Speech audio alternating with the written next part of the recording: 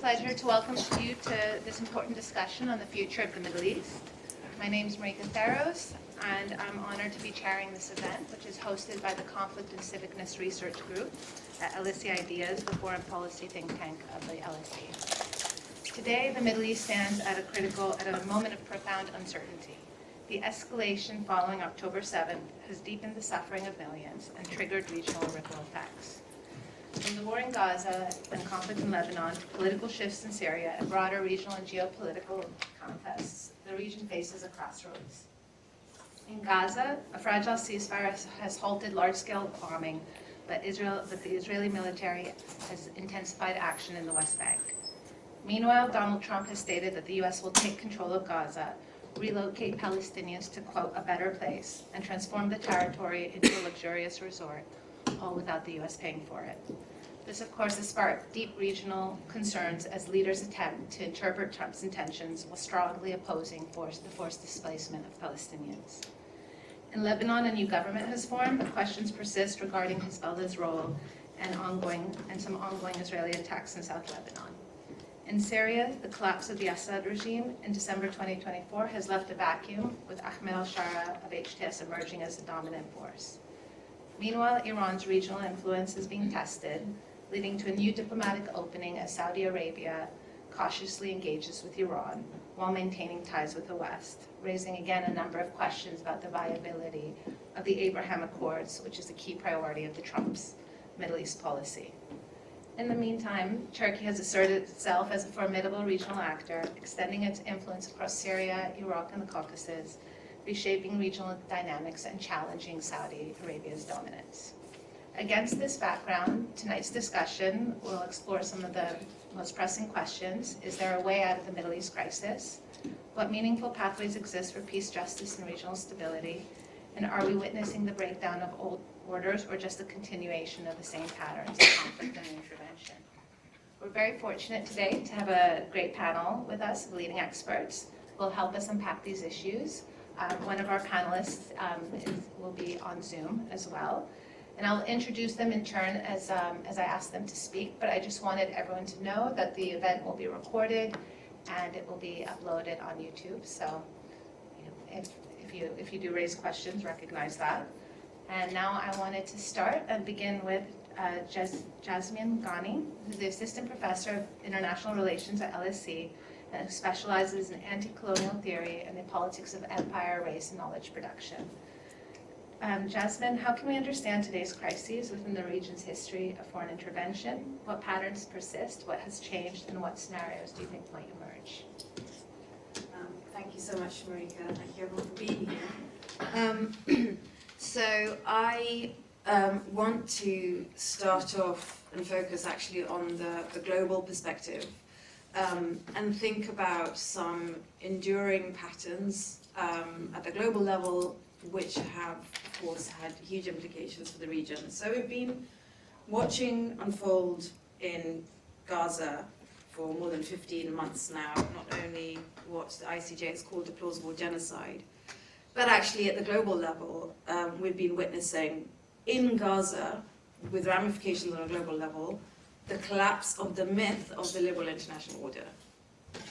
So I deliberately say the myth of the liberal international order, not the collapse of the reality of it, because there are actually two components to this international order.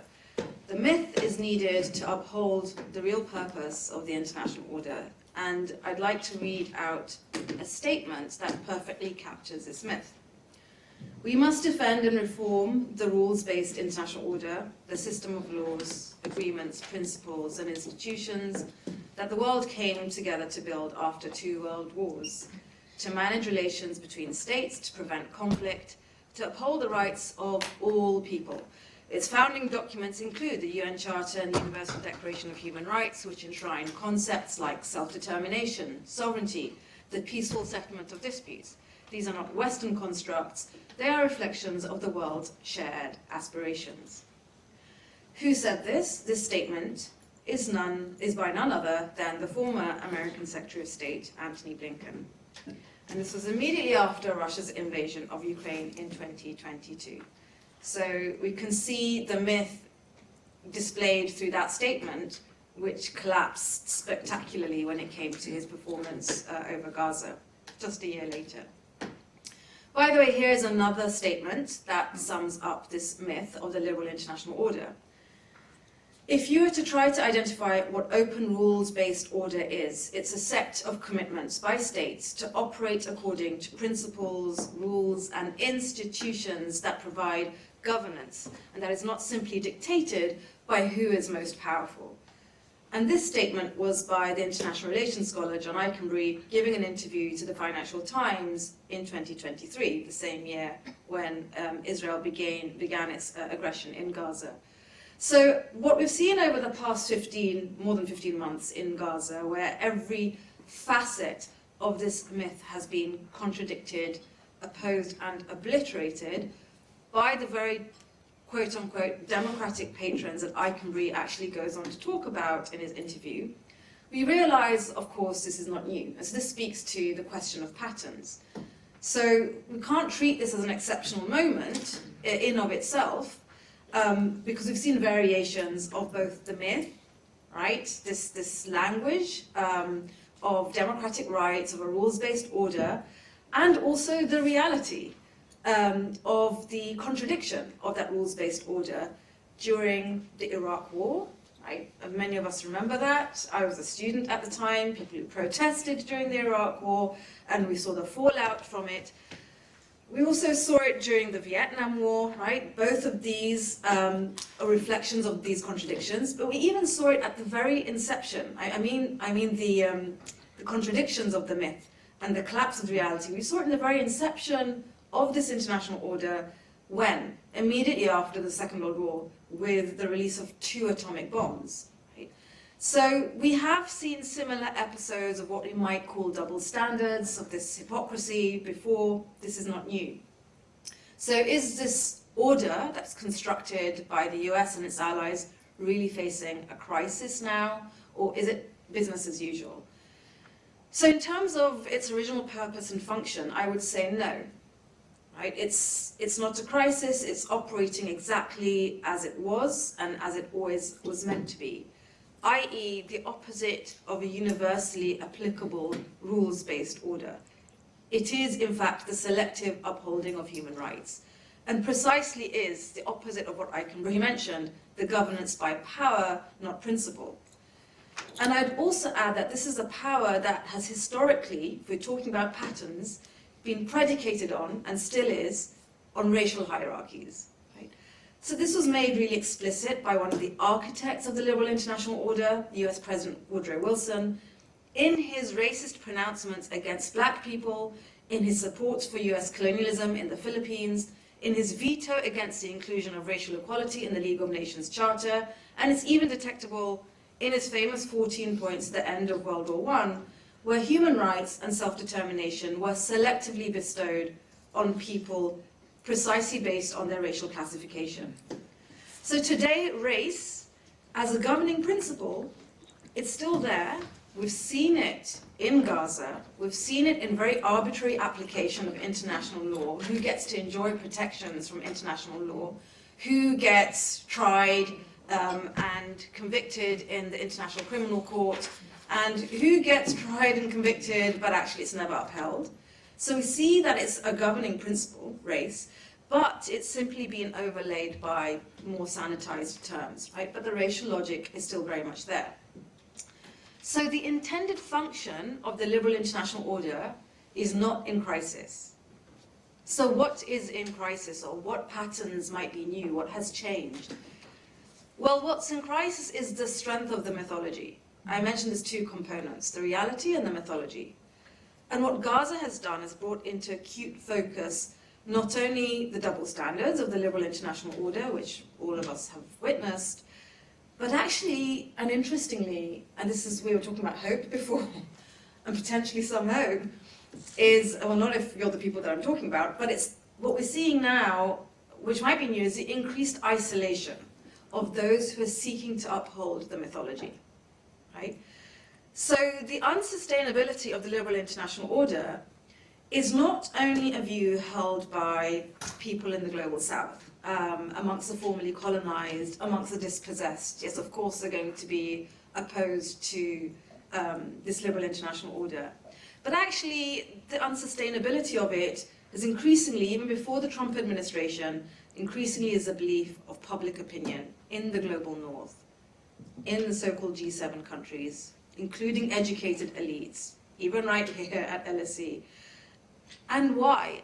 As a result of the egregious injustices that they've witnessed abroad, both in Palestine and elsewhere. We've seen that in protests being held, university campuses, discussions in the workplace, on the streets, with protests being held. Many people who had never gone on a protest in their lives have been protesting.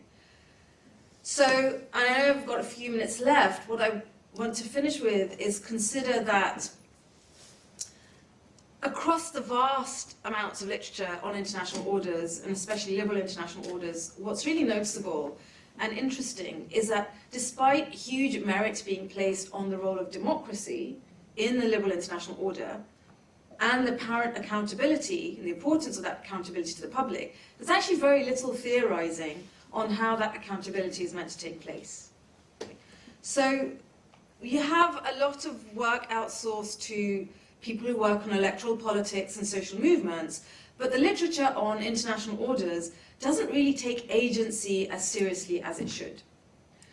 And it takes for granted that any bottom-up agency is reflected through the ballot box and through institutions. But if we look at the elections that have taken place across Europe in the past year, we look at the elections that took place in the United States, the system in many cases, in fact, has been configured to ensure there is substantively very little to separate the main political parties.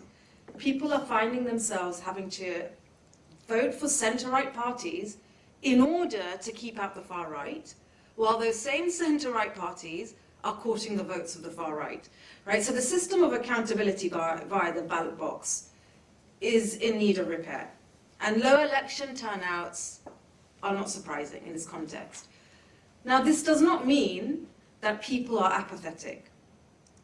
On the contrary, people, especially, but not only, people who witnessed and protested during the Vietnam War, they've been very active as well.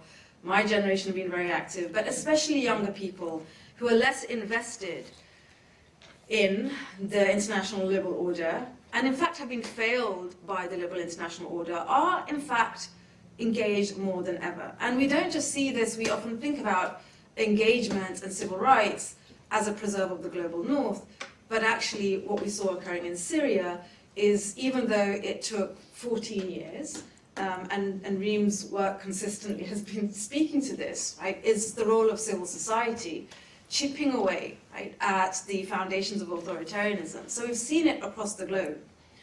And so people from the bottom up have been seeking alternative routes to hold decision makers, corporations, right, through direct action, and institutions to account via protest, via petition, via boycotts, even if they're being criminalized. And ever since the genocide began in Gaza, we saw weekly to monthly demonstrations around the world, from New York to Tokyo, from Santiago to Sydney. And for many onlookers and analysts, the fact that the masses were non-compliant was taken as a sign of a current state of disorder. But I would say instead of disorder, we should see it as a necessary disruption and a refusal of a corrupt and corrupting international order. And so I would like to end on reminding ourselves that throughout history, if we're talking about patterns, there are authoritarian patterns, there are imperial patterns, but also in past centuries to now, we've seen anti-colonial and anti-tyranny movements playing the pivotal role in forcing change, and forcing change even when actually it was against the law. It was actually against the law that had been prescribed by the state, and forcing accountability, demanding justice, and eventually bringing an end to corrupt regimes. So I think we're still in the throes of that moment in history right now, at this present moment, and I would end on three things. The first is many of us had to be weaned on, if we're political scientists or historians, weaned on this literature on waves of democratization and authoritarian resilience in the Middle East, and why has democracy failed in the Middle East, as if those waves of democratization are supposed to come from the West, right? The epicenter of the West, and then spread to other parts of the world. Well, what's really interesting now is seeing the rise of authoritarianism in the West. I don't think any of us can deny that's where we are right now, and not just authoritarianism, but even fascism, that Western states and societies will need to draw lessons from actually societies in places like the Middle East, who have had decades of experience and practice and strategizing of how to overcome the many ways in which authoritarianism pervades society. Secondly, we are at a dangerous moment, despite there also being hope from the bottom up. And what we're seeing from Trump is a complete disregard of even the myth. The myth did some work, right, in holding back the most egregious elements of authoritarianism and 19th century straightforward colonialism. We're actually just seeing open invitation to that now. We'll just walk into Gaza, forced displacement of the people, as if the people would allow that. But the fact that he's articulating this, right, he's giving permissibility to it. And so we've got hegemons in the region who I think should be very wary. They're not, I don't think they're safe. Just think about the words of Netanyahu about Saudi Arabia and how they should sort of welcome a state of Palestine there. So we are at a really interesting moment where allies of the Trump administration, like Saudi Arabia, like the Gulf states, actually need to be a lot more cautious and aware of how this will implicate them. And then my final point, and I guess a sort of segue to Reem's comments focus on Syria, is that it has historically played a really important role in the region, and especially in relation to what was called the Arab-Israeli conflict.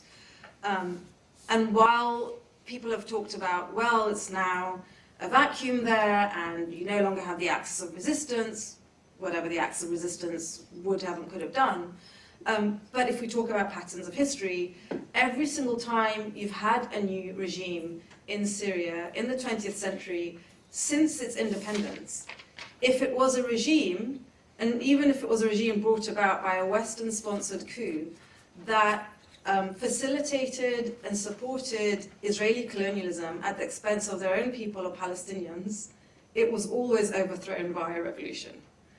So I would say watch this space, because I don't see the Syrian people seeing an either-or in this, right? That we've removed an authoritarian regime with the Assad regime, and therefore we embrace encroachment into our territory by the Israeli government and the Israeli state, and abandonment of the Palestinian people. So I'll end there. Thank you so much. Thank you so much. That was a wonderful framing and deepening our understanding of the current environment, which is turbulent to say the least. I wanted to turn now to Yazid Sayed, who's a senior fellow at the Carnegie Middle East Center in Beirut. He's an expert on the political and economic roles of Arab armed forces. Yazid, how are U.S. and Israeli policies shaping the crises in Gaza and Lebanon? What are their strategic aims? How are regional actors responding? And what are the risks of deeper escalation? Well, thanks for the opportunity. And I do want to say at the start that I was about to suggest to the organizers that I didn't really like this theme or question for me to address. But I decided I'd use the opportunity to move beyond sort of scenario building and giving a current affairs analysis, and instead try and look at what I see as underlying dynamics and trends that I think we need to grasp in order to understand what's really behind the direction and the pace of developments and of change in Israel, Palestine, and more broadly in the region. So I'll focus mostly on what I see that how political dynamics are working under Netanyahu in Israel in order to consider what the big issues are, what the indicators are through which we can gauge the politics at any given moment, certainly in the coming year and probably beyond. And then I'll turn to the United States rather briefly. I'll start with one thing which I think is a total constant, certainly for Benjamin Netanyahu, Prime Minister of Israel, and probably for every previous Israeli Prime Minister, but maybe more than anyone for Netanyahu, and that is that his primary political calculus is always made up of two things. One is domestic politics and his standing within domestic politics. And right now that means whether he's in office or not, and what alliances and partnerships he needs to build, in this case with the far right, in order to stay in office for all sorts of reasons. The second is the special relationship with the United States.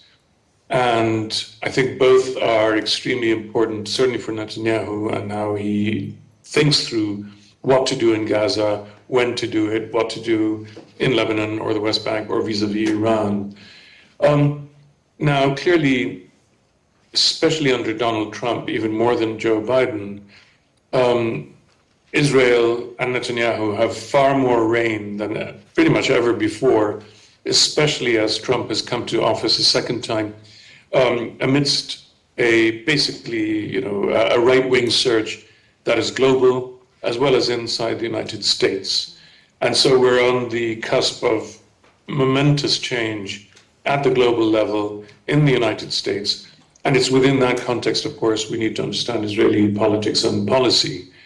Now, although this clearly gives Netanyahu a lot more reign, I think that his primary calculation for now remains the domestic one. In other words, how to balance his need for his far-right partners, with whom he shares a lot of the ideology and the discourse and so on, the aims of preventing Palestinian statehood, of taking over the whole of what used to be Mandate Palestine, and so on. But also to work out how he can also at the same time counterbalance these same allies in order to secure his own position and his ability to manipulate politics and the direction of politics. And that, I think, in some subtle ways means that for now and for the foreseeable future, even when we see that the far right in Israel, by which I mean the settler community, the ultra-religious nationalist camp, which is known as the Hardalim, even as they approach what they might consider as a historic victory,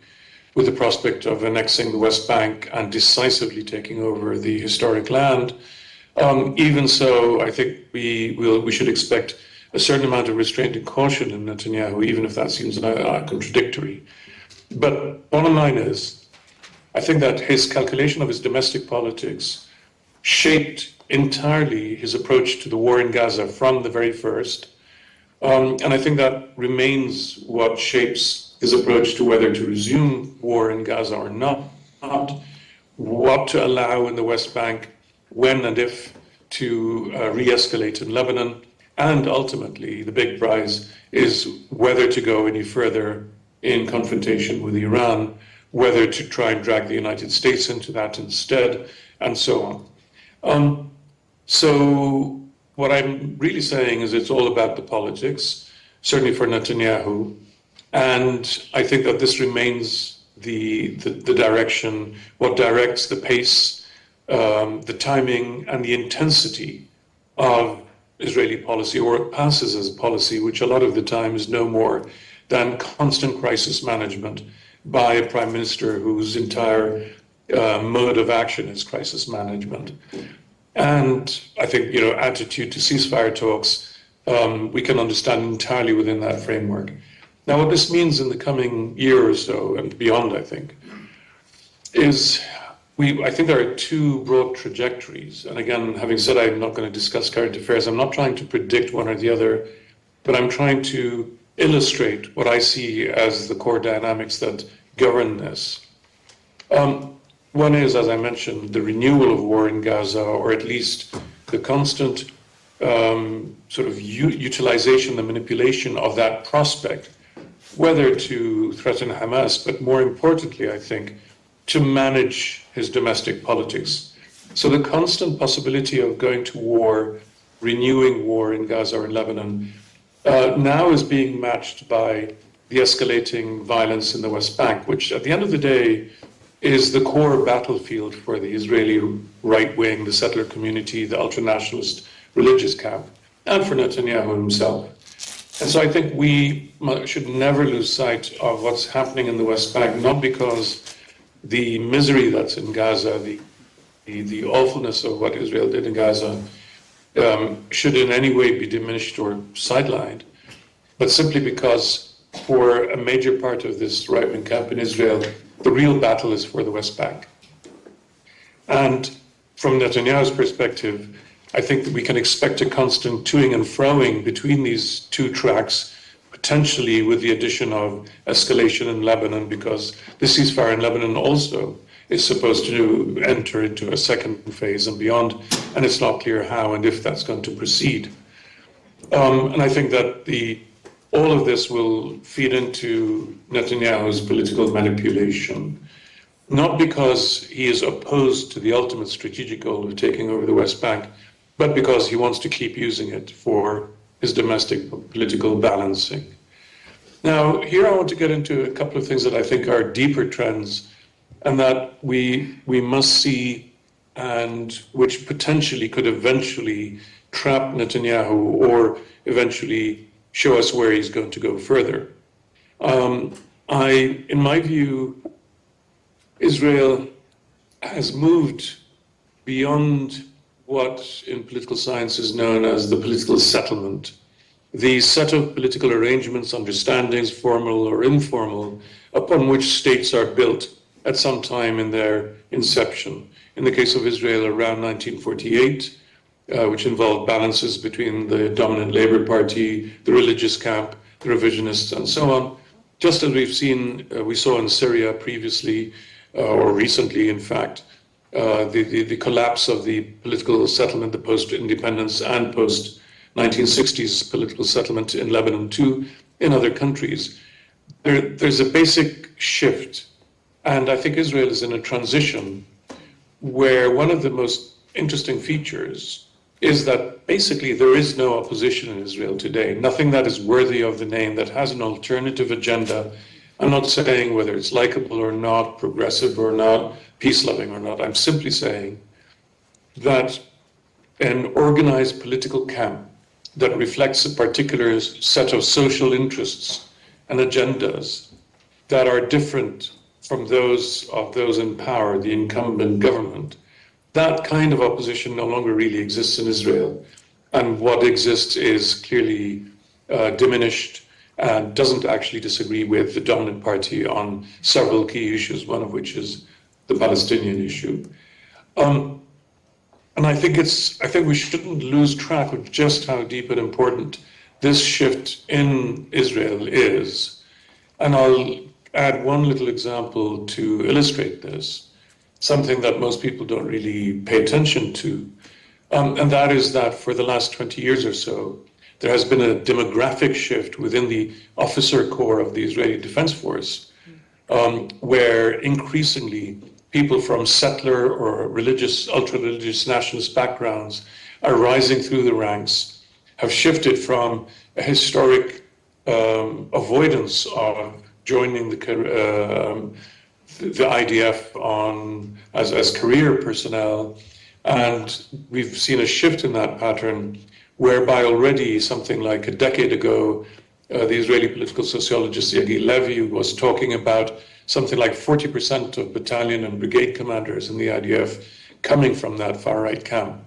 By now, the percentage has increased, and it's commonly believed that the current senior command in the IDF is the last so-called secular, the last command to come from a so-called secular background. So just think of what it means to have a military that instead of applying a brake to some of the more radical agendas in Israel, as happened in the past, we now have a military that becomes more wholeheartedly committed to that kind of agenda. This points to a challenge, and I think this is a challenge that was already evident in the past few years, well before 7 of October 2023, and that is that the sort of settler expansion enterprise in the occupied Palestinian territories, in particular, obviously, in the West Bank and East Jerusalem, no longer really in Gaza, was approaching what I think of as its final frontier.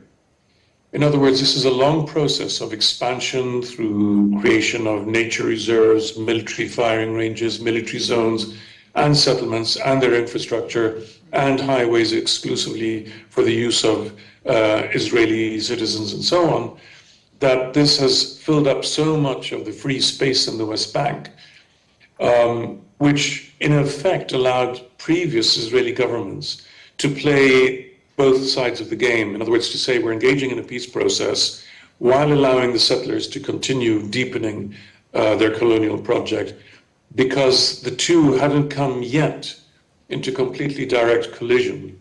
And I think that the violence we see, and we have been seeing an escalation of for the last few years, isn't simply a manifestation of Netanyahu's bargaining politics within his cabinet, but this is also partly because, in a way, there isn't much more room for Israeli settlers to occupy useful space, meaningful space, resources, and so on in the occupied territories without directly confronting Palestinian population centers. And this has started maybe with transhuman or nomadic communities in the West Bank, but obviously it's something that is already starting to affect established sedentary communities, and we've seen that, of course, in the pattern of violence. So we're on the cusp of several processes in which previously could be contained or diffused or obscured up to a certain point, but which now are reaching the point where they will become and are becoming increasingly violent. And one question, to go back to what I said about the end of the Israeli, or the political settlement within Israel and the diminishing of what might be called an opposition, is that these same dynamics and trends, beyond moving against Palestinians in the occupied territories, Palestinians who have resident status in East Jerusalem, and Palestinians who are citizens of Israel who've come under increasing legislative and regulatory restrictions and exclusions, also these same dynamics will ultimately turn on their own, i.e. on fellow Jewish Israelis, in the name of these being traitors or self-hating Jews or whatever. Now, I want to shift in the last couple of minutes to say a couple of things about the United States, but I want here to provide a bridge. That while Netanyahu uses grandiose rhetoric of redrawing the regional map of the Middle East, or throws out facetious, frivolous remarks about why don't the Saudis create a Palestinian state in their kingdom if they're so committed to this, I think that we might see a certain hubris and arrogance. That's all fine.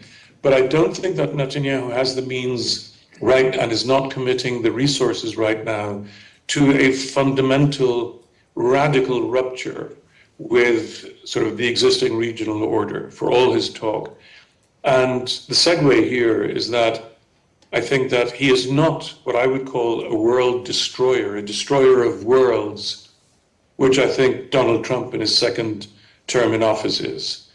And so to move to Trump for a couple of minutes, while we are all, of course, struck by I don't know whether you think of it as clownish or dramatic or scary, the talk about buying Gaza, turning it into the Riviera of the Middle East, moving 2.25 million Palestinians to other countries and all the rest of it. I think we must not lose sight of what else is happening, above all in the United States itself. I mean, the nature and scale, the pace and intensity of the assault on the American system, regardless of whether it's, liberal, capitalist, and self-serving or not, there are very real changes happening in the United States, which are going to create a massive number of losers. Whether they will be able to push back or not, I'm not able to assess, but I'm just trying to give a sense of the scale of the change that this administration represents, in all its contradictions between the neoconservatives who found a new lease of life with their desire for global interventionism versus the isolationists within the same administration. Who will win, etc., I don't know. But I think that above all, the assault internally within the United States is something that we really have to take into account. And of course, the impacts on the rest of the world are going to be massive. whether through isolationism, whether through encouraging the assault on liberal or democratic parties and forces, regardless of whether they're faux liberal or capitalist liberal or whatever, but the assault is huge and will have knock-on effects that we will see, I think, within the very foreseeable future in Germany, in France, and in other parts of the world, certainly in India, for instance. So I'll end with the point that we are already in a world where, as Yasmin Ghani was saying, the liberal international order, whether we accept it on its own terms, whether on its own claims for itself or not, the international legal system is in tatters. And other bodies that go along with that, the World Trade Organization is all but defunct in effect. Never mind, the climate change treaties. What may be next in line or very soon in line are institutions such as the International Monetary Fund and the World Bank. And I genuinely wonder whether the United States will still be a member of the United Nations by the end of Trump's term or not.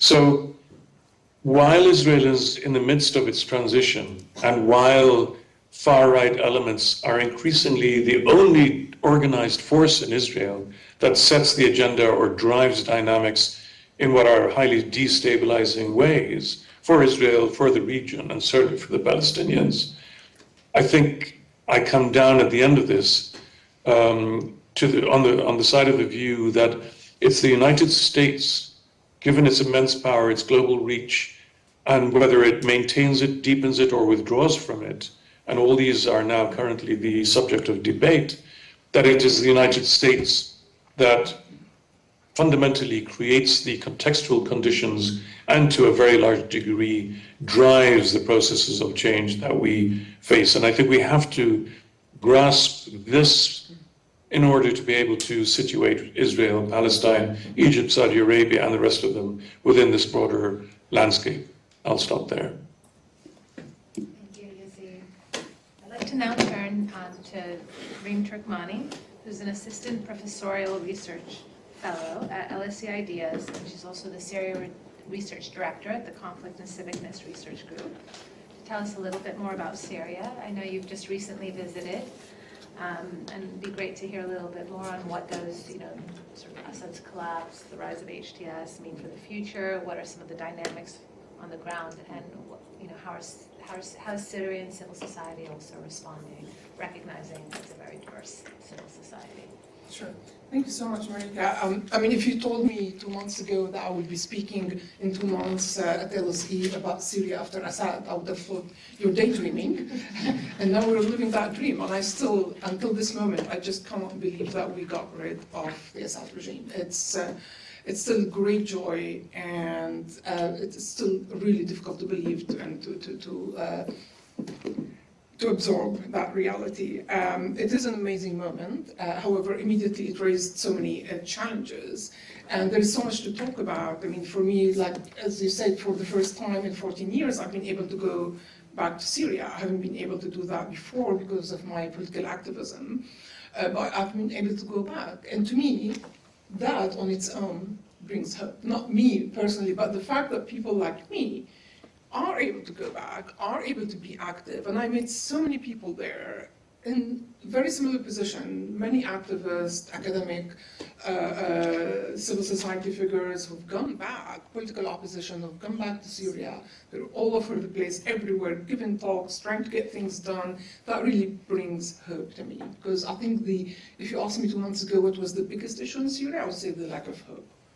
People didn't see things going anywhere. So if we take the hope as parameter, things are improving because there is an opportunity to change things. Before that, we really didn't have that, and things were seemed to be only going in one bad direction. I'm very critical of the new authorities, and many of the people I met in Syria are very openly critical, and that was okay, that was fine. We were there being critical of them, no one tried to stop us. That not to say that the situation is ideal. There's so much to talk about, but I'm going to try now in these 10 minutes to link some of the research themes that we work on together with my colleagues who are sitting here, Zaki Mahshi and Mazen Ghariba, with some of the observations on the ground. And particularly, I want to focus on institutional legitimacy, institutions, building institutions, dismantling institutions, the political economy, and civil society. But before doing that, I just want to convey what I felt from the people, going around. I didn't stop walking and talking for like 2 weeks in Syria. And there is a general sense of relief. Like, no one can believe that. Is it really gone? I mean, wow, no one is there to defend Assad or feeling sorry that Assad has left. But everyone also is very worried, seriously worried about what's coming next. And everyone is almost, not everyone, like most people have this dilemma that we actually don't quite like these guys up there. We didn't choose them. We don't see ourselves in their agenda, but we don't want this new governance to fail. We don't want the new authority, not themselves. Like, we don't want this new phase to fail. Because if it fails, it's going to collapse over our heads. We're going to suffer. The economy is going to deteriorate. There's going to be more violence, and no one is ready to go through that again. If you talk to activists, political opposition, of course, top of the agenda is actually not like when you talk to people here in the media, the biggest concern is that, we're having Islamic governance. That's actually not the biggest issue. The biggest issue is authoritarian governance. They're worried about the authoritarian nature of these new people rather than their particularly Islamic agenda, because they can see, and that's what kind of sense when you go around, is that no matter what they do, they're not going to be able to impose this ideology they have on the society. There are attempts to do that. There was, for example, a campaign to change women's dress code. There were posters in Damascus asking women to wear all black top to bottom, hiding their faces. People were just laughing at them. And the next day there was a counter campaign with posters saying, here's the dress code of the free women. You do wear whatever you want. You want to wear veil, not wear veil. And you see these things kind of going on. And you feel, okay, fine, I'm more relaxed about this issue, but the authoritarian nature is very difficult to hide, and it's there. And you can see it in the way they are holding on to power so dearly and refusing to share it with anyone else. And the worry here is the institutional capacity.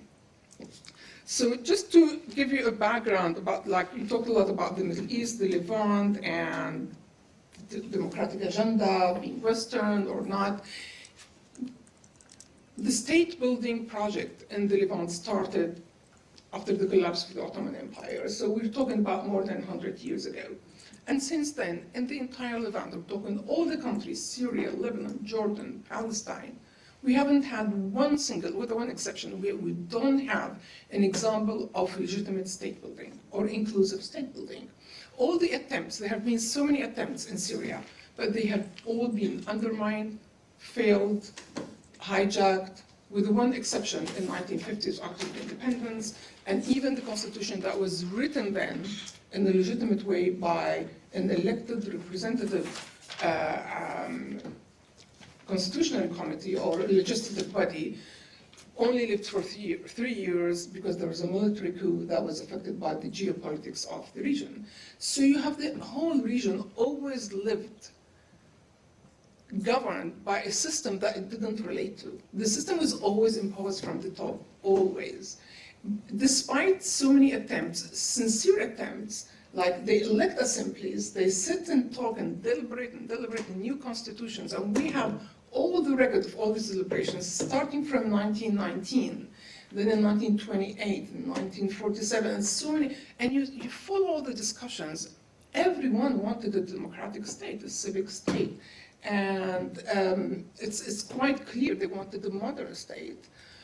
But every time they succeed, the project is hijacked, whether the mandate or the coups or whatever.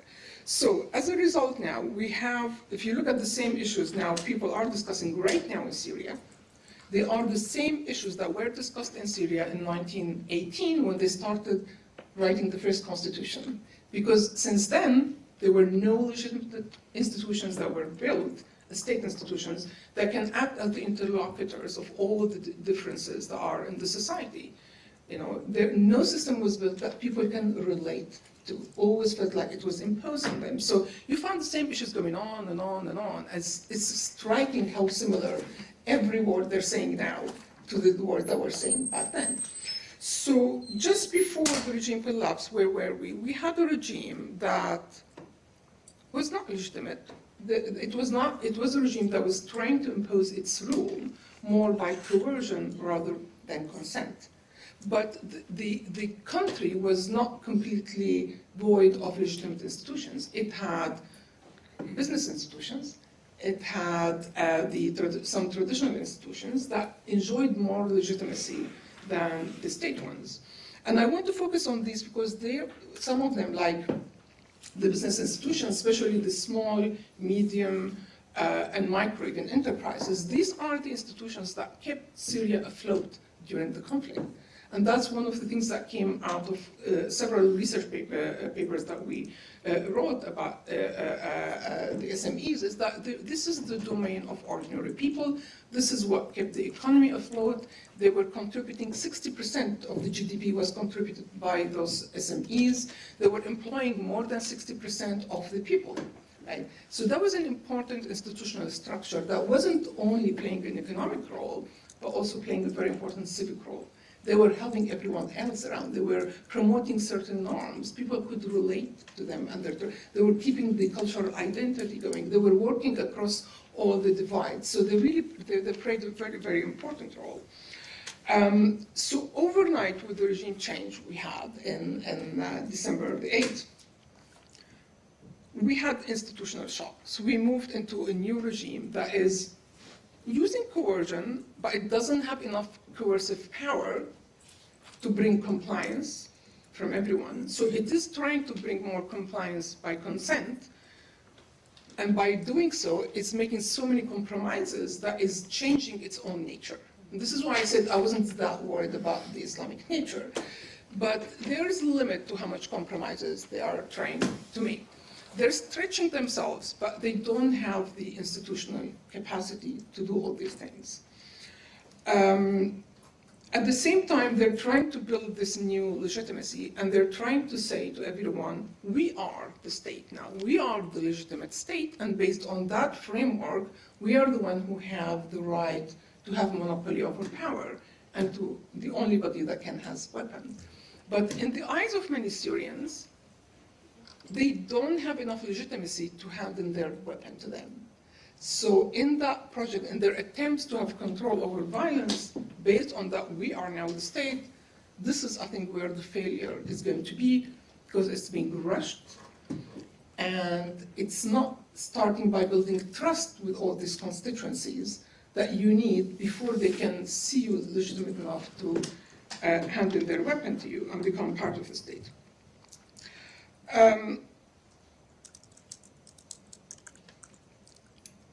The institutional shock, some of it is inevitable. You have a regime change overnight, very much expected.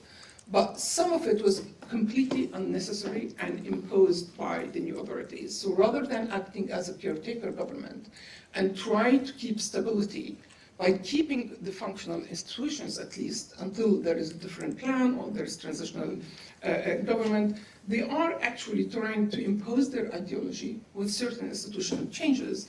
In my view, those institutional changes, given that we are already coming from a very unstable situation, are going to lead us to more and more instability. And I bring 3 examples to those, some of the unnecessary changes. Start with the legal one, They put the constitution, existing constitution on hold, so 2012 constitution is no more valid, but they didn't replace it with anything else. So until now, we still have constitutional vacuum. There's not even constitutional declaration. There's nothing even temporary. So all the legislations that are now being issued are just words, that there's no legal legitimacy to them. They tried to change the legal system itself, and they immediately realized that they cannot. They wanted to impose more like Sharia system, and they realized there's no way they can do that. So they realized they have to keep this, but they still want to control the legal system. So the people they imposed on to control that system, they all come from no legal background. They all come from all have Sharia law degree. So I went to the court in Homs, the central court, and the public prosecutor who's like overseeing all these judges and lawyers, and he himself had a Sharia degree, and he's meant to run all this place, which runs on a very civic kind of law. And the challenge is that all their tools come from that different legal backgrounds, like their training, their knowledge, everything come from a Sharia background, but now suddenly they're in charge of a different system. The second example is the economy. And again, they took over economy. There was already the regime was trying to move from what was meant to be a social economy into more a liberal economy or social liberal economy. Now, the new authorities have introduced overnight shocking change of moving to very neoliberal economy, which meant zero protection for any of these SMEs that I spoke about. So overnight, the market is flooded with very cheap goods, no tariffs, no control whatsoever. None of the Syrian producers are able to produce anything that compete with them. The production costs are higher because of the fuel, the business environment, and they cannot compete with the quality right now. So rather than whether we agree or disagree with the economic vision, the future vision, at least on a transitional period, you should protect these structures, not only because of their economic role, but also they are employing the people they're keeping. They have cultural role, they have civic role to play. They are institutions, and we shouldn't just dismantle them when we need them the most. I mean, one of the most touching moments I took back with me is when as part of my work, I interviewed many of these industrialists who now, they all have their factories just not functioning, and one of them was crying. He said, Reem, I spent all my life building this factory. I'll never see it functioning again. Anything I produce now, there are lots of goods in the market that will compete with me. So it's very important to look there and see how we can protect that sector. The last and most important sector is the security sector. It just feels like we didn't learn anything from Iraq at all. The army has been dismantled, de-Baathification, laying off huge number of state employees, and excluding minorities. While there is no transitional justice process in place, while we're building a new security sector that is sectarian by design. And if you join these dots, give it a few months' time, we're going to face new violence, a new wave of violence. It's not inevitable if things, are taken in different directions, but when I went to my own street, to Homs, and I met a huge number of people who've been, laid off, all the employees, generals from the army, who some of them, we have to admit that, it's a reality that we know, many of the officers have committed crimes and they need to face justice. But what you see there is the people who suffered before in Homs, when there was a siege in Homs, when they were under siege, under attack, the same armed groups who were moved to the north, they are coming back, being allowed deliberately to go to the areas with all those people who come from one particular minority background. They're allowed to go in and conduct a security operation, arrest all those people, humiliate them, arrest many of them, while, 3 days in Homs, the fire gun noise did not stop. There was always fire in the background, always. And when I asked what's going on, they said, oh, don't worry, there are no confrontations. We're just trying to terrorize them. It's fine, it's okay, all right. But you see it there. You see like somebody designing civil war. You see sectarian divisions. You see all the wrong things that have been, we should avoid. This is a decision. This is not inevitable being committed again. And when I asked, why you're allowing those people to go in and commit all these crimes, the answer was, well, Reem, these guys, they have suffered, they were starved under the siege, they lost their legs or their house, and we don't have anything else to give them. We have to let them to vent out. So you can see there in your own eyes how the absence of a justice process is going to fuel more violence. So to end, I mean, just before actually moving there, is like with the overlap of the identity politics, the fact that there is a sectarian element to what's going on. The fact that most of the people who were in the security forces, in the army, in the police, there was no need to dismantle the police. Why? I mean, the police actually in Syria, if anything, had a reasonably good reputation. They were all sent back home. Anyone who had a weapon were sent back home, laid off, and those who had flats, they were also kicked out of their houses. So you generated suddenly a huge community that feels completely left out. Completely left out. There's no one talking about them. No one's bothering about them. And they are armed. There's still lots of weapons around. They are trained. They know how to use this arm. And they have the identity drive why to come together and fight and resist. And if we don't have something like a DDR process, I think violence is inevitable. So where I want to end is that we should focus again on the institutional capacity. I think just listening to the promises in Damascus, it takes us nowhere, because right now the new authorities are also desperate for international legitimacy, because they know without it they can't get anything done. The economy is completely in ruin. People are starving. It's extreme. You see poverty there with your eyes, and they know that they do need help from outside.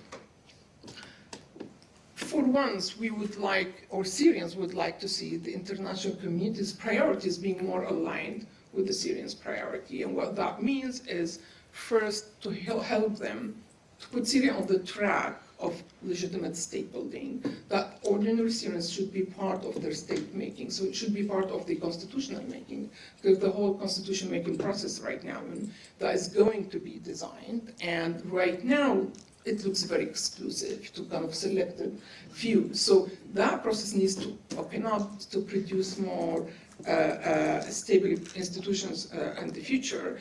We need technical interventions. There is limited capacity, extremely limited capacity.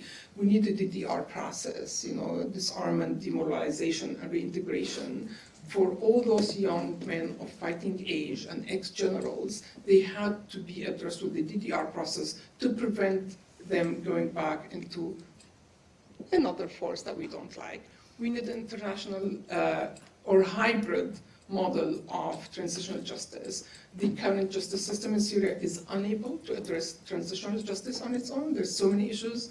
Capacity, the fact that all actors have committed crime. So we need to look for a hybrid model where the international system can work with the local one to hopefully design something that works for Syria. And for all of these things, I think we do need a different UN mission in place, or Arab League UN mission in place that is able to provide this technical capacity, technical interventions, to be there to give a sense of protection for some people who are now crying desperately for protection.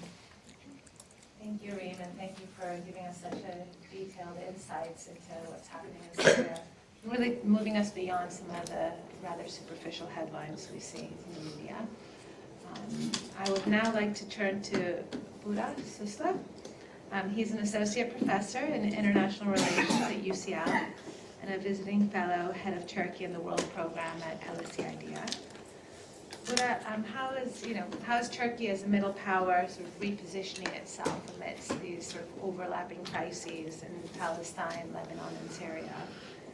And what are some of its priorities, and how do you see it in terms of it balancing relations with other actors in the region and in the West? Thank you very much for inviting me on this panel. So I'm going to focus on Turkey and Turkey's influence in the region. Recent developments and crises in the Middle East have presented Turkey with opportunities but also challenges. Opportunities to exert more influence in the region. So I'll first highlight some broader trends that we see in Turkish foreign policy. I'll take a step back and look at some broader trends that we see in Turkish foreign policy over the past 20 years. And then I'll focus specifically on how Turkey is navigating the ongoing regional crisis and its relationships with key players in the region. So Turkey seeks influence in regional politics in the Middle East, but also in the Mediterranean, Eastern Mediterranean. And emerging as a regional leader is one step closer to emerging as a global actor. And again, that's not specific to Turkey, but that's more like emerging power, foreign policy, or ambition to emerge as a global actor. So you have this emphasis on emerging as a important regional leader. And in the earlier years, so in the early days of the AKP government, there was much more emphasis on Turkey's soft power in the region. So Turkey amplifying its soft power, power of attractiveness in the region. Especially before the Arab Spring, you had a lot of soft emphasis on soft approaches. And many talked about, for example, so-called Turkish model of democracy or development for other Middle Eastern states, and they were investing in this image that could be a model for the rest. And engagements were much more based on a logic of interdependence, and economic interdependence, and cooperation. In recent years, we see more emphasis on the use of hard power in terms of how Turkey projects power in the Middle East, in the region. So more emphasis on the use of military instruments to achieve foreign policy goals, and more emphasis on this notion of strategic autonomy, which is now quite popular, as Ankara is trying to balance its relationships between the West and non-Western global players. Of course, it's also related to some domestic changes in Turkish politics. So we see this projection of hard power, Turkey using its military instruments in its foreign policy. So key examples include Libya, so Turkey's interventions in Libya and supporting the Tripoli government. So Turkish-made combat drones, for example, were influential in terms of helping the Tripoli government, but deterring General Haftar in 2019, preventing General Haftar from capturing Tripoli. Similarly, you can have a look at how Turkey has engaged in conflict between Armenia and Azerbaijan, the Nagorno-Karabakh conflict. Again, the use of military instruments in foreign policy. So I think there are lots of parallels between Syria, so Turkey's policy in Syria and in Libya. And looking at Turkey's strategy in Libya is useful, I think, not only for explaining some of the broader trends in Turkish foreign policy, but also for understanding how Turkey might approach the ongoing, the recent change of power dynamics in Syria. So there are, I think, significant parallels. In Libya, Turkish military support was crucial for the Tripoli government to stay in power. And Turkey saw the Tripoli government as an important ally with whom to develop a mutually beneficial relationship and an actor which could allow Turkey to expand power. And accordingly, the Tripoli government, the GNA at the time, and the Turkish government signed a maritime demarcation agreement in 2019, which aimed to strengthen Turkish arguments in Eastern Mediterranean, and also had an important economic drive, which was about gas and oil exploration in that part of the Mediterranean. So looking at Syria now, after Assad's fall, it appears that Ankara is following a similar strategy, and Turkish ministers, for example, said that they're planning to enhance cooperation on energy, and they're aiming to sign a maritime demarcation agreement with the interim government in Syria. And again, you see these parallels that what they were trying to do, or what they did in Libya, is something that they are considering to do with the new authority in Syria. And again, that is likely to receive protest and attract criticism from other regional powers, Republic of Cyprus, and Greece, and potentially Israel as well. So in Erdogan's recent meeting with al-Shara, so he emphasized that Turkey was ready to provide material support to counter the influence of Islamic State, but also Kurdish factions, including the PKK, the YPG, which Turkey sees as security threats alongside its border with Syria. So therefore, I think it's reasonable to expect Ankara to provide or to continue to provide material support to address its security concerns in Syria. So again, in Libya, material support for the Dibeibe government was crucial for that government to stay in power, even past its original mandate. And that support was essential for the Dibeibe government to counter rival factions in that part of the world. So again, you can see some parallels here. And in Libya, one of the priorities of the Turkish government was to secure or re-secure pre-Arab Spring economic gains that Ankara had with the Gaddafi government before the Arab Spring, so both in east and west of the country. And these interests notably include energy and infrastructure. And looking at Syria now, you can see similar dynamics where Ankara is trying to play a major role in the reconstruction of Syria, especially in the area of infrastructure, critical infrastructure, trade, but also energy cooperation. And in fact, Erdogan has framed this reconstruction as a necessity for a factor that can accelerate the return of, or voluntary return of displaced Syrians. So in both Libya and Syria, Ankara has pursued a policy to consolidate its regional influence, and arguably they are, I think, both parts of a similar strategy in the region of expanding economic and political influence in the Mediterranean, but also in the Middle East. So while doing so, Ankara also has to balance its relationships with other important powers, so Iran and Israel. So with regard to Israel, Turkey has become an outspoken critic of Israel, particularly on Palestinian rights, the situation in Gaza. But on top of that, now Turkey's increasing influence in Syria might also potentially create some more friction, I think, with Israel. In terms of relationship with Iran, I don't foresee any major changes, but the relationship has been always a mixture of cooperation and competition. They were, for example, cooperating in the Astana process with Russia to manage the conflict in Syria. But now I think tensions persist with regard to influence over Syria and Iraq. Especially now with Iran's loss of influence in Syria, I think Turkey is likely to play a bigger role in Syria. At the same time, there are significant challenges facing Ankara. In the domestic arena, there is a significant economic challenge and significant economic problems facing Erdogan.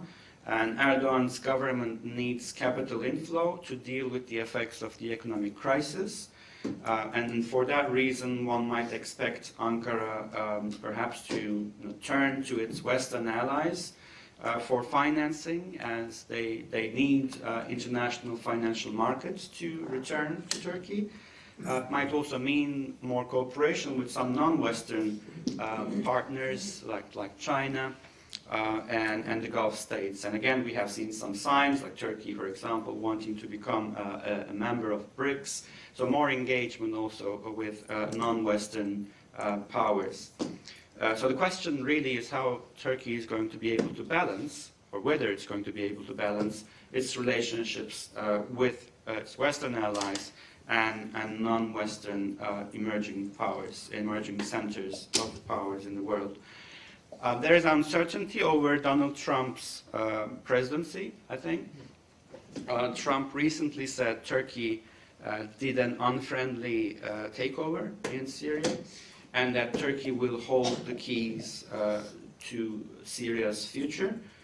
So there is a question of whether the US is going to continue or end cooperation with Syrian Kurdish YPG, SDF.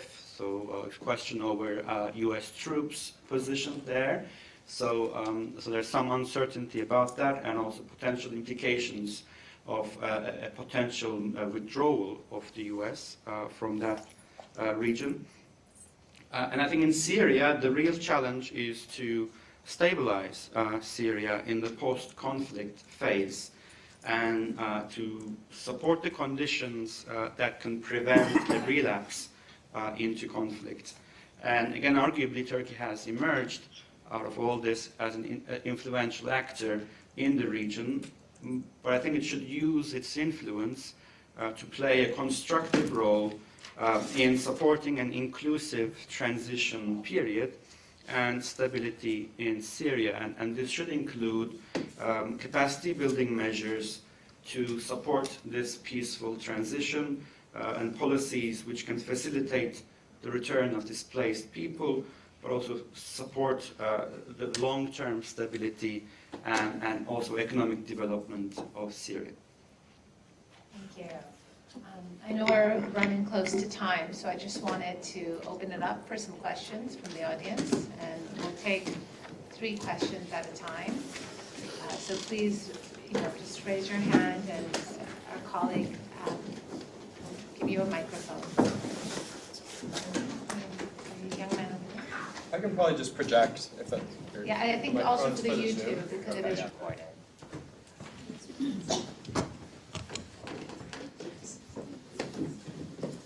Hi, thank you so much, everyone.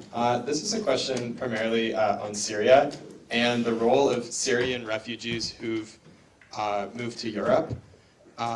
One thing that I think was written about quite a bit at the start of the conflict, Paul Collier, Alexander Betts, is this movement of so many educated Syrians to Europe and the role that that will have in post-conflict reconstruction with this sort of brain drain effect. And I wonder what we're seeing now in terms of how many Syrians that have been in Germany and Sweden are going back to Syria, what the conditions need to be for them to be able to return, and what problems might be posed in that regard.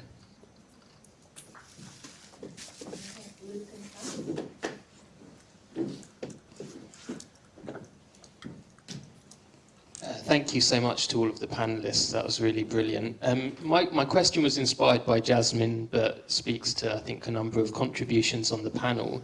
And so I agree with your critique, especially the nuance that you add towards the end of the myth did some work, which is really important. And so I guess my question is, if you look over the last 12 months in terms of the ICG case that South Africa has brought, that the International Criminal Court's prosecution or attempted prosecution, arrest warrants for Netanyahu and their wider investigation, couldn't we see this as in some ways a manifestation of something that we could call a liberal international order rather than just a challenge to it? And in the literature I work on authoritarianism, there's a trend that I welcome to talk about authoritarian practices, not authoritarian regimes and authoritarian states, for precisely the reasons that you were discussing. And the inverse of that, I think, is that you could talk about democratic practices or human rights-based practices that we would want to be proliferating and generalizing. So yeah, what do you think about that? Any other questions?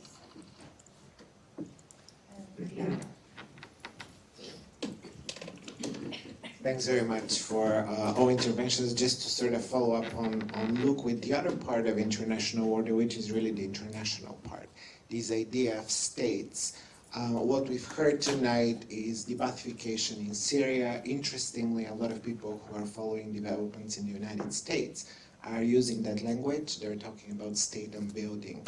In that context, we heard also about sort of the unraveling of the foundational social contract in Israel. So across these sort of geographies and processes, it sort of begs the question, is the norm and practice of statehood itself in fundamental crisis, and are we seeing these sort of symptoms, if you want, of that crisis currently? Wonderful. Shall we start with Reem? Yeah, sure. On the refugees, I think certainly the refugees who are in Europe could play important role, especially the brains who kind of all immigrated. But many of them are now in a very difficult position where they're actually not even settled refugees, so they don't have the citizenship of the country where they they left to, and they find themselves in this position that they want to go back and help, but because this situation in Syria is still not clear, there is ambiguity, things could go either way, so they are reluctant to go and leave their and lose their refugee status. Once they go there, there's no justification for them to come back and stay refugees. So I think we need European governments to accommodate this reality, and that would encourage so many refugees to go back. And many of them may stay, But also we have to address, I've seen so many people going back, but very few went back to stay. So there's like a tourism now, everyone wants to go there, go around, come back, give their initial impressions, but very, very few who wants to stay. At least those who we can consider people who can give back, have some capacities, degrees.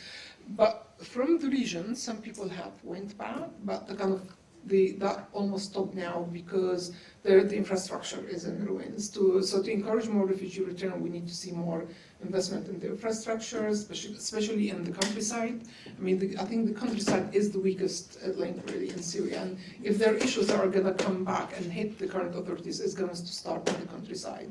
It's completely neglected. Many villages, towns being completely on the ground, and most of the refugees, they come from the countryside. So we need, that's why economic interventions need to take all these things into account and to help encourage the refugees to go back, while also factoring in transitional justice issues, where there's also HLP rights involved in. So it's you cannot address the things that you cannot address one thing without opening up all the portfolios. They all overlap, making it very, very complex. On the question, the answer is yes, but nobody knows what new project for state building to start. Really, no one knows. Not even the new authorities know what they want. Most Syrians are talking now about what states they want, and whether in forms. You see, that's the best thing I've seen there. That civil society everywhere being very active. Not without limits. There are attempts to shut down, especially the political activism, but more tolerating the service provision one. So people are talking about what they want and what state building projects they want, but there isn't a real project taking place. Thank you. I wanted to just add a little bit to Luke's question for you, Jasmine. I just wanted to add, you had talked about the myth of the liberal international order performing a certain function. And he's raised, what we've seen a lot is the sort of the global south reclaiming international law and using it. And now we also have at the same time, you had mentioned, and also Yazid had mentioned, that the Trump administration is sort of upending it all.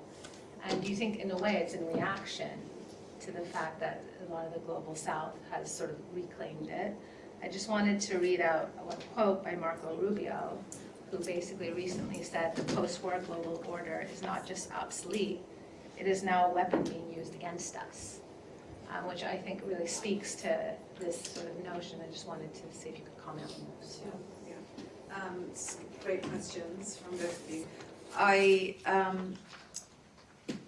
would agree that in terms of on the surface, these institutions, the International Court of Justice, the ICC, they're supposed to represent everything that the international liberal order is ideologically, in terms of its values, is meant to be about, right? So it's upholding the rule of law, a rules-based world order, and at the helm, democratic states that support it are willing to also fund these institutions, so the funding is important too. And that all worked until exactly the point that you've made, is that there weren't really meant to be instruments that could be used by the Global South. Or if there were instruments to be used by the Global South, never in contradiction to those states that actually held power, right? Major powers.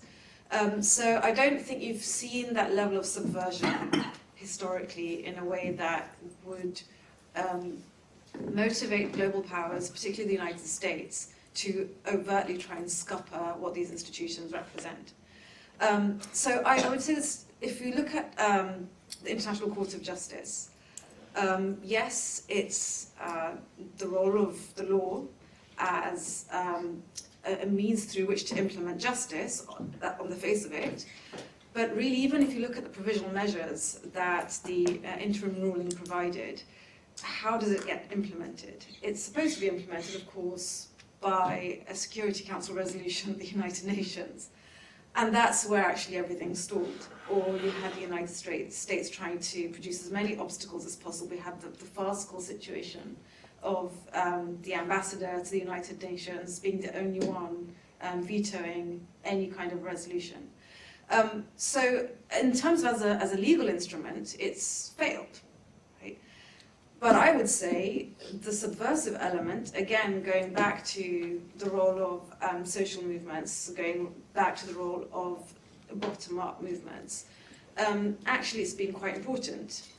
And I don't think that was necessarily the intent when these institutions were set up. So even the South African legal team and also the foreign minister, South African foreign minister, mentioned that they would not have actually taken the case forward against Israel if it hadn't been for the fact they had seen the widespread global and national, domestically in South Africa, global protests, which made them feel that there was a moral, ethical responsibility to act on A, public pressure, and B, their own role conception and self-identity of having actually come out of apartheid, their own history. And feeling this affinity and solidarity with the Palestinians. So it was really that pressure that actually pushed them to even bring this case forward. And then, once the hearing happened, and there was a huge amount of global and public interest in it, we see actually that the power of the ICJ shifted from the legal realm actually to the political realm and the discursive realm. So instantly, if anyone remembers, almost just over a year ago, the ruling was issued, and we were all quite shocked that actually it sounded like, and it was, absolutely in favour of Palestine and the case that the South Africans are bringing forward. What did the United States do? It brought out its policy to end funding for UNRWA and upheld the claim that Israel had made that UNRWA had been complicit in the 7th of October attacks. And so immediately all of the attention, the media attention, shifted the next day. Nothing about the ICJ ruling, it was just a tiny little box in the corner. It was about the US policy in defunding UNRWA. This was quite, I think, a deliberate ploy, right? There was no way of actually refuting the ICJ interim ruling and clearly holding Israel to account and the sponsors of Israel to account. So instead they tried to divert and shift attention. And so it became a discursive battle. But also, in addition to that, what you saw is that it became really important for those social movements, even at a very local level, who were in fact being penalized simply for calling for a ceasefire, penalized for calling this a genocide, were able to actually say, well, even the top court in the world, the ICJ, has said this is a plausible case of genocide, and in fact using that to grant legitimacy to their discourse. So I think you've got two levels here. One is, as a legal instrument, it can only go so far, and the obstacle, it was always going to come from international power. But on a global level, in terms of civil society, social movements, in terms of the discursive battle, actually that's something that major powers cannot control. So I don't think that fulfills a liberal agenda necessarily. The liberal agenda was legal instruments. This is something that's subversive, that actually reflects much more of a post-colonial global South agenda. Thank you. I'd now like to turn to our last two speakers for just for some final comments. Yazid, I'd like to turn to you if you're still there, if you'd like to have anything to add or want to make any final comments. No, I don't think so. I mean, I think it's been fascinating. I'd love to dive into discussing Syria some more. But you know, I'll stop right there. Thank you. Deborah? No, I'm just going to add and about Syrian refugees. So I think it's the question of reconstruction, I think, is important. So the resuming economic or intensifying economic activity, and making sure that development is possible, so that when Syrian refugees return from different places, that they have again hope and opportunities in Syria. So for that reason, I think focusing on stability, development is important in this transition process. Thank you. Thank you to everyone for coming, and I hope everyone thank me and help me in thanking the speakers.